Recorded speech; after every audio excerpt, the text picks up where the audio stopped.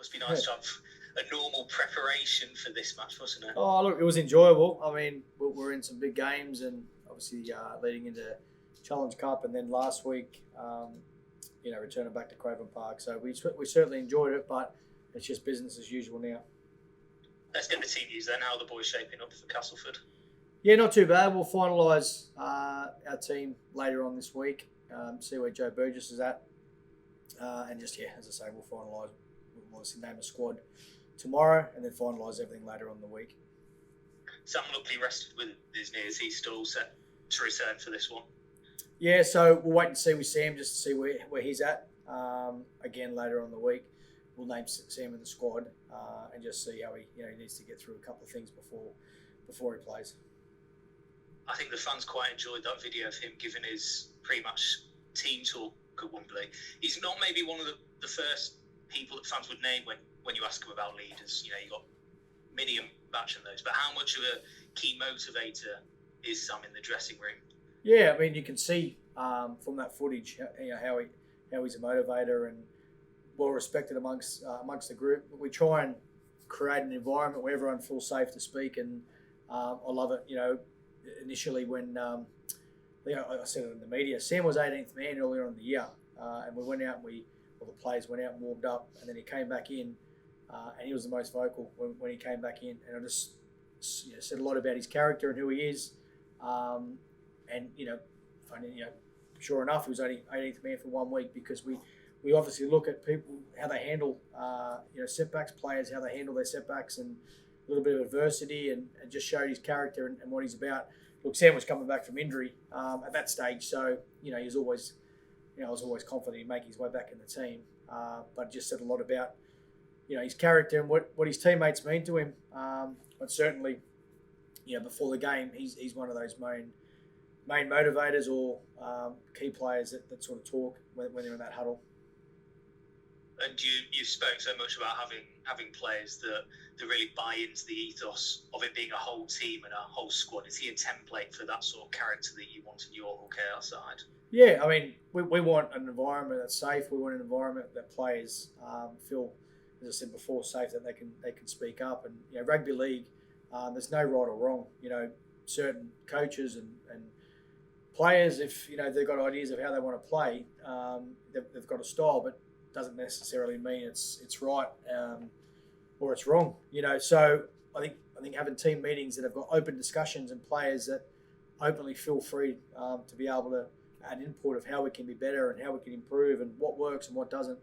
I think that's it's all part of culture, and that the players drive high standards, and there's a great culture here, and I think Sam sort of shows how comfortable he is in the team within his teammates and what they think of him as well, the way they responded. So it was great to see. When I saw that he was having a snooze, and I sent him a message, and he said his phone got about 1,000 messages off the back of that, because it was a great clip to see what he's all about and behind the scenes. Has he had any stick for saying or revealing that he uses a women's razor to shave his head yet? I didn't know that. We'll have to use that. Yeah, he did a Reddit questions thing a few weeks ago, and I think it's a nice Venus razor is his trick to a clean-shaven head. Whatever works, Emmy. Hey, look, I'm tempted to try it. Next time I'm buying a razor, I might give it a go, because he's getting a clean trim up there. Yeah, it looks good, doesn't it? It does. Yeah. Before we move on quickly as well, how close is Rhyse Martin to his return from injury? Yeah, hopeful of next week. So he's coming back. Yeah, it's come around now. Obviously it was a long injury for Rhyse, but he's handled it extremely well. Performance team happy where he's at, so he needs to jump a few hurdles before we name him, or before he plays next week, hopefully.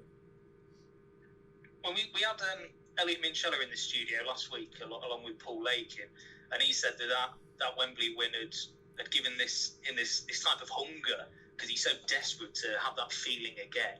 Is that something that's evident in the playing group that you've seen in training over the last week and a half? Yeah, I think we try and stay consistent with our training. I think it's important that you don't have your highs not too high and your lows aren't too low. I think you need to be balanced and be consistent with how you do things. So look, we've been consistent. I think we'll grow as the season towards we get the back end of the year, and I'm keen to see them go after it more as we go towards the back end of the year. But more importantly, I'm keen to see them go after it this Thursday night. So, as I said, we want to be consistent with what we do. So there's no doubt the feeling that we had, it's an addictive feeling, and if you've had it once, you want it again. We're obviously chasing that for a few years now, so we want more of it. But so do 11 other sides. Every side in the competition wants to win silverware. We've won our first one for a while, and naturally we want to go after more. So, but we're not getting carried away. We're not getting ahead of ourselves. There's a lot of hard work to do, and it starts this week against Castleford, who played well against FC last week. Aside from obviously a win and meeting all your game metrics, what do you want to see from your boys on Thursday then? Again, just consistency on improvement. I thought there was a little bit of looseness towards the back end. That try that they scored, Catalan scored in the weekend, wasn't a try that we're proud of. Just the lead up to that. So you can't do that in big games.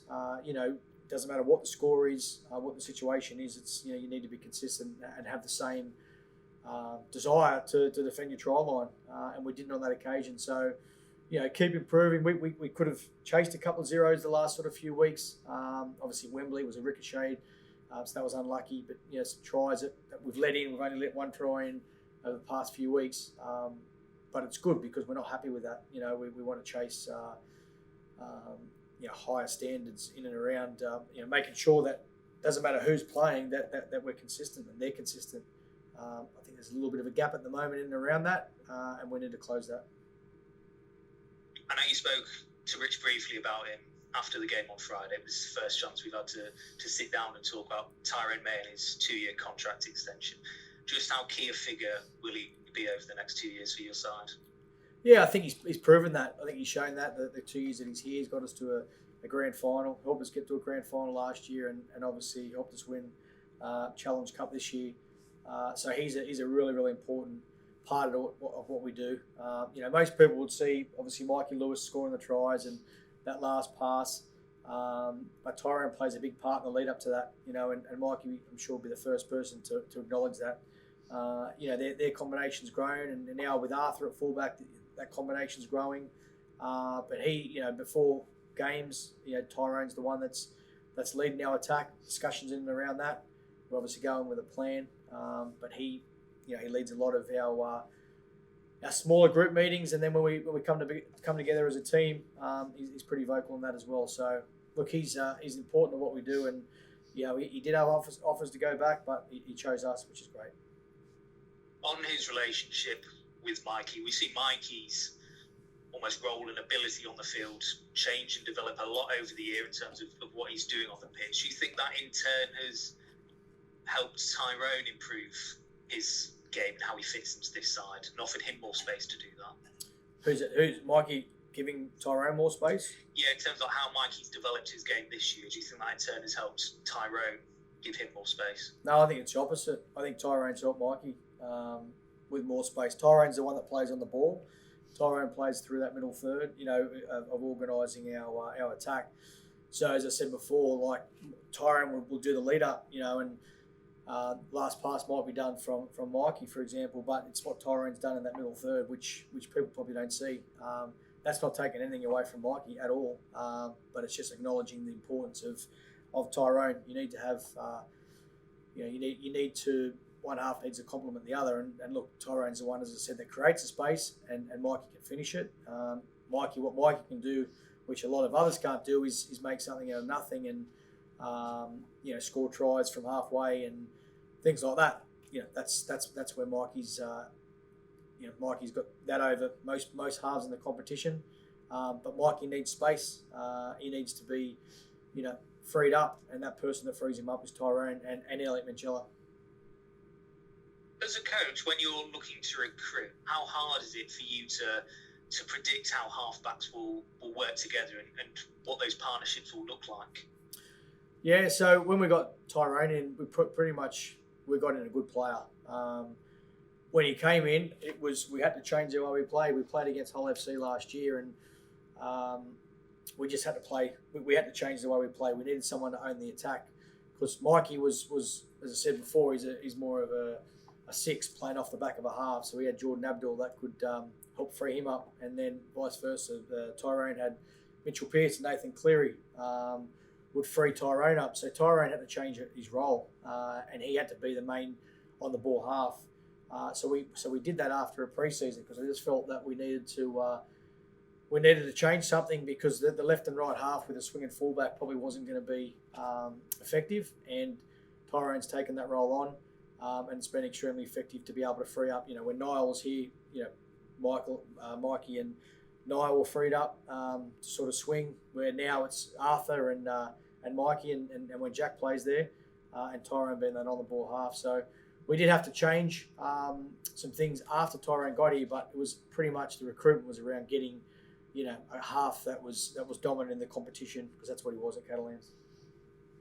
And it's a 2-year extension as well. How much easier does that make for you and planning for the next couple of years, knowing that he's locked down for a couple of seasons? Yeah, obviously you want to lock down key players. He's a key player.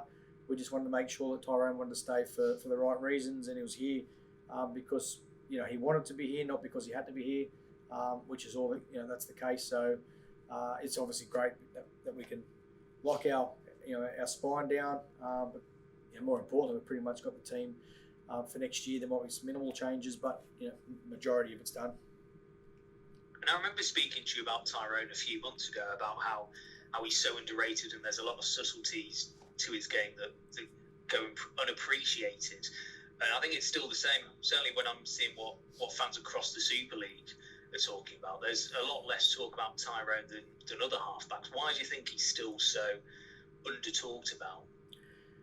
Possibly because he's not scoring those tries or throwing that last pass. That's what a lot of people see. It's always the one that puts the ball over the line most of the time, or that delivers that last pass that gets the accolades. But when you're in a team environment, as I said before, Mikey and Arthur would be acknowledging what Tyrone does, and Elliot Minchella as well. He frees those guys up as well. It's. I think Tyrone's not underrated. Well, he's definitely not underrated by us or by rugby league sort of pundits. It's probably people that just look at attackers, looking at that last pass or seeing a try scored is probably they get more acknowledgement. Well, I think putting a kick through for a try at Wembley will probably help him in his highlights reel, won't it? Yeah, absolutely it will. It's something no one can take away from him, and it's hard to defend at times because he. I remember it was the Catalans doing it to us, and you'd game plan, and you'd go one way, he's going to come back, but you've got to take care of the pass first, and if you come too wide, he's got that kick in behind. So, he's been wanting that one for a while, and it come off on the right time. Let's talk about Castleford then. I know they were playing at the same time as you on Friday, but I'm sure you've gone back and rewatched that. What did you make of that performance against Hull? Yeah, no, they're certainly improved, which we knew they would. They've got some key players in now. It's a big win to go to FC and obviously FC, higher up on the ladder and go get a good win. The score didn't indicate the performance. They scored 2 late tries, FC. So Cass were dominant. They were extremely dominant. So obviously going to their place, you know what to expect. But again, we'll always look at our performance or, what we can control, and that's our performance, and that's our prep, and that's making sure that we're going there in the right frame of mind.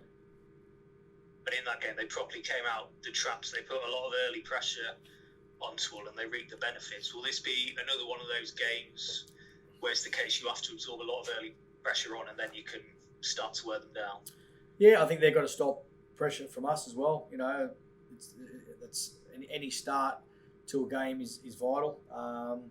So both teams want to start well. It's just whoever starts better obviously gets on top early. But in games, momentum changes all the time. We're just got to make sure that we keep it when we've got it and take it away from them as quickly as possible. So, as I said, we know what to expect, from their crowd and the way they're going to turn up and play. We've had some tight games the last couple of times we've been there. So, we're certainly not going into this game with a complacent frame of mind. We're going in here, we're going over there knowing what we're going to expect.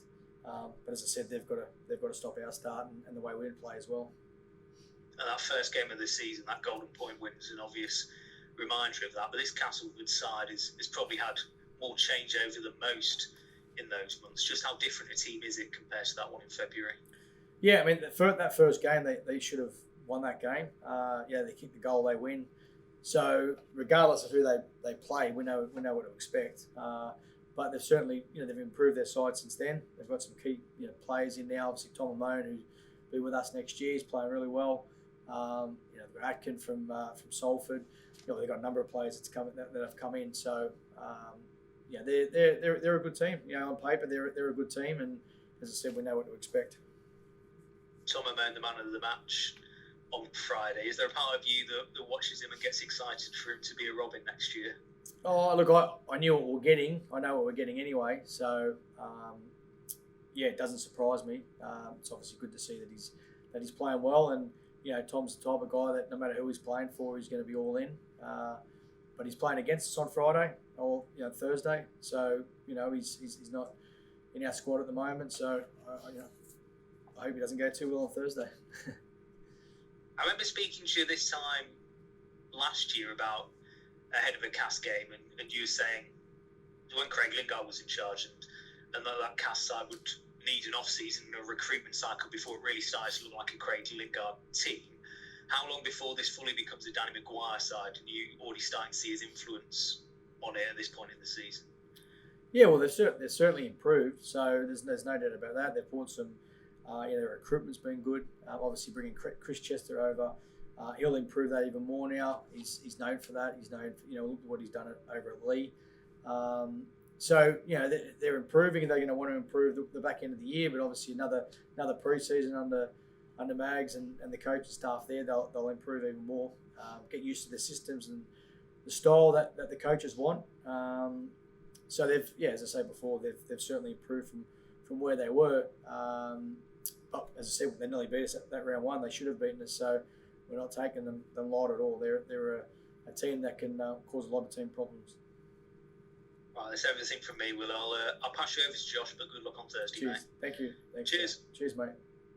Hi, Willie. Hope you're well. Just a couple more from me, if all good. Yeah, well, good, mate.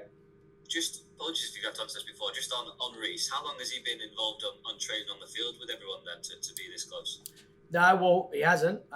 He hasn't done a full session yet. So, but that's all part of his return to play.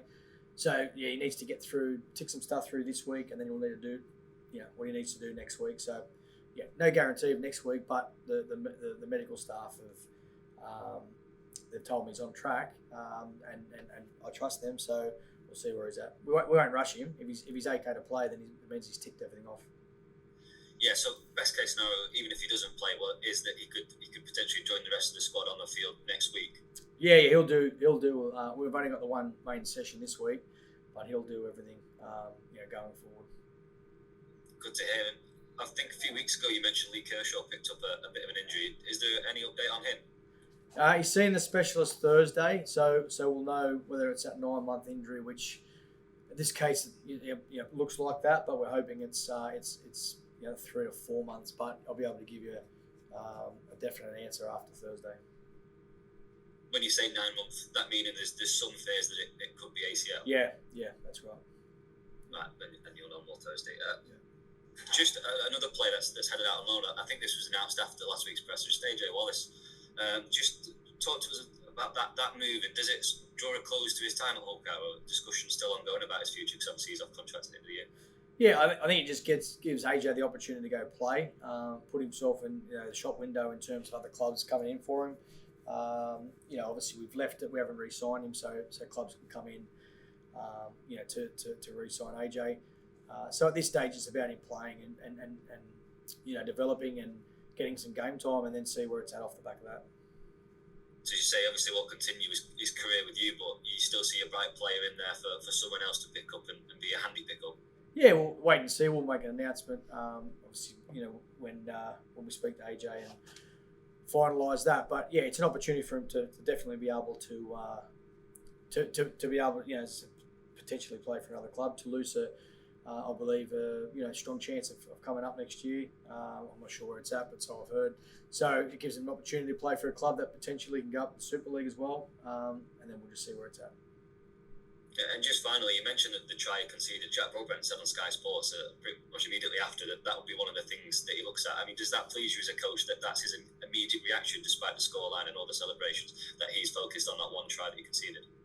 Yeah, look, it's every player on the team is our main priority in coaching staff is our defence and our attitude and effort towards the way we defend, and that wasn't the standard. You know, it was a try. Doesn't matter, as I said before, what the scoreline is.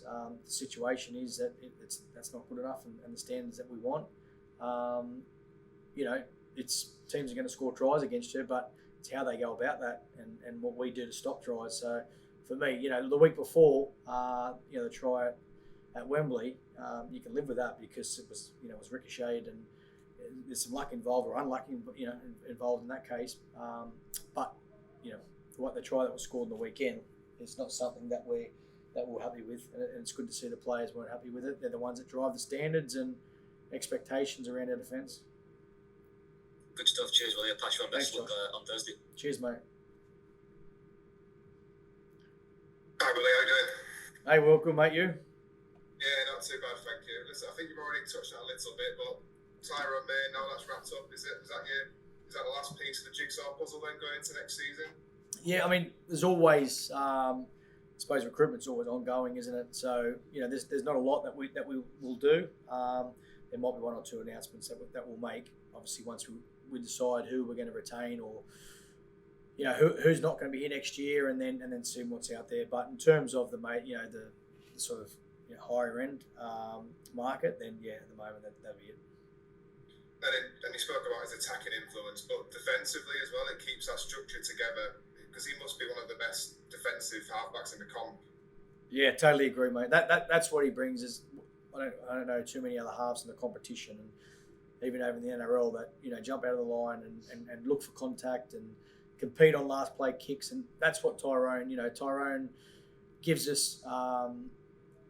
He the areas that we value, he's very good at. And that's competing, and that's being physical, and it's around his defence. That's what we look at first. So I mentioned before around the attack.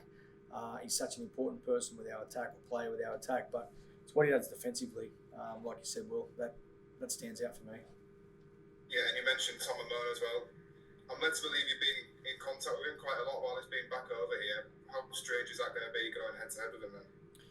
Yeah, no, look, we caught up once, and then we've exchanged a couple of text messages since he's been here. But he's a Cas player, so we respect that. But look, Tom's going to be with us next year. He's not with us now. I know what Tom Amone is going to turn up on Thursday night, and that's going to be a player that wants to win, and he's going to play with aggression and compete, and that's what he does. So I'm looking forward to our forwards doing the same. Noah Boog obviously got another chance on Friday. How impressed have you been with him, and how far ahead of schedule is he for you? Yeah, look, he's doing a really good job at the moment. Noah's going to be better after a pre-season with us. Not saying Wakefield's pre-season wasn't up to standard, because you can see how fit they are and how well they're doing. But I just know, once he's in our environment, from Monday to Friday, long hours, tough pre-season. Most of the players come out better for it. They don't like it at the time, but he's someone that there's no doubt will improve, and his best rugby's ahead. But he's certainly offering a lot now. So, when we brought him in, we wanted to bring a player in that was going to compete for a spot, and he's certainly doing that. So it's that's what we want. And just lastly, how wary are you of an adrenaline dump this week as you get back into the grind of Super League? Obviously now you've had the cup, you brought it back to Craven Park. Going to Castleford, that's a lot more of the usual. Are you wary of a drop-off?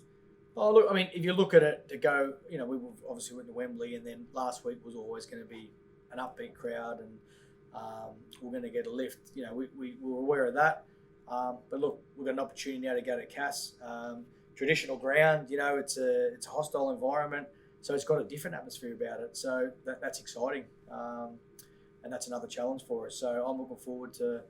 I think it's a good thing for us to be able to go to a ground like that, and a team that's got nothing to lose at the moment, going out, obviously beating FC at their place, that's going to be, they're going to be up for it.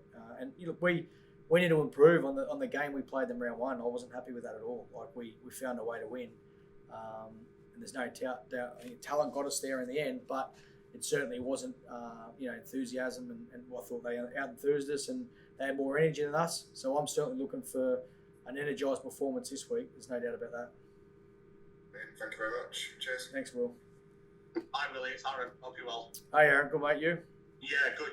Just a couple. I know you said 3 weeks for Mickey, didn't you, after Wembley? Is that still the plan? Did he come through it all unscared and he's sort of on track as you'd hoped? Yeah, so we'll finalise next couple of weeks. But yeah, it won't be this week. It won't be next week. We'll have a look at the week after. Want to make sure that he's good to go. Take no risks with him. So our medical team will make the decision in and around that.